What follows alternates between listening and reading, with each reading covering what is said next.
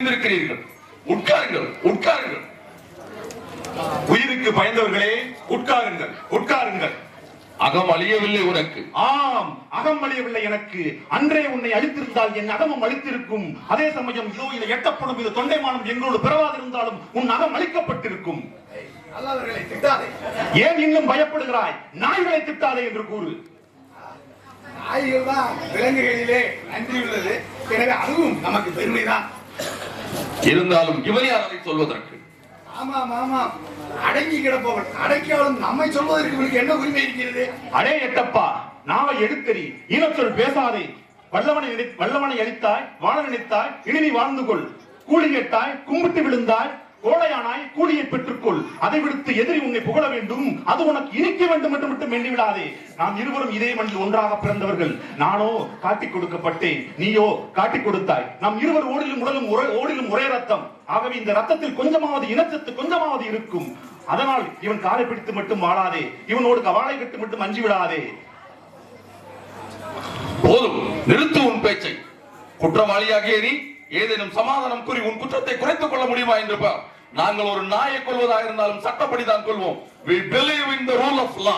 ஆம், எத்தர்கள் நல்லவர்களாக போடும் பலவேசத்தில் இதுவும் ஒன்று என்பதை அறிவேன். நடத்து, நடத்து, ஊருக்கும் பேருக்கும் உன் நாடகத்தை நடத்து.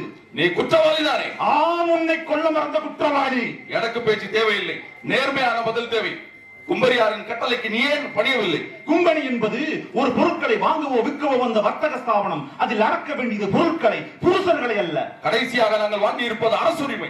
அரசுரிமை யாரும் வாங்கவோ விற்றோ எங்களுக்கு பழக்கமில்லை. அவ்வாறு நீ யாரிடமேனும் வாங்கி இருந்தால் அவரிடமே சென்று கேள். அவன் தான் ஆர்காட்டுனவன். அவன் உங்களை கேட்க சொல்கிறார். நானும் அதைத்தான் சொல்கிறேன், நீயும் அவரிடமே சென்று கேள்.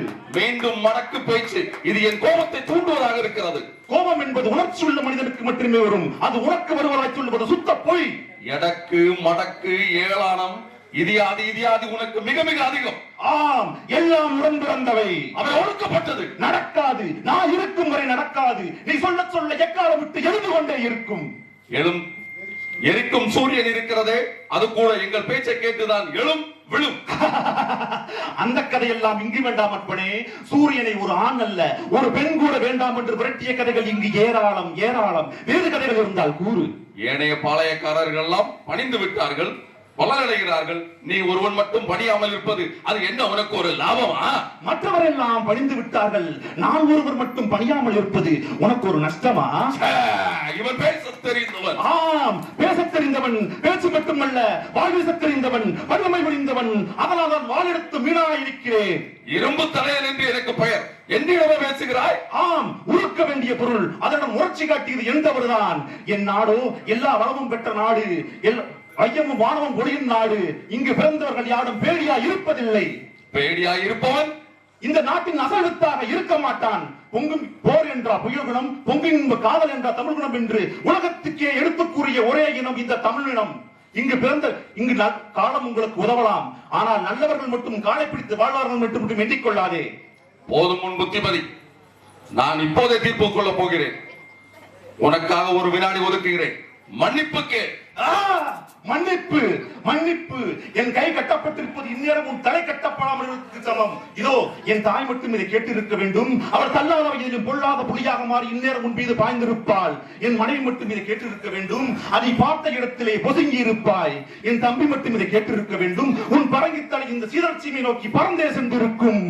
என் அவைப்புலவன் மட்டும் இதை கேட்டிருக்க வேண்டும். உன்னை அறம்பாடி அழுத்திருப்பான்.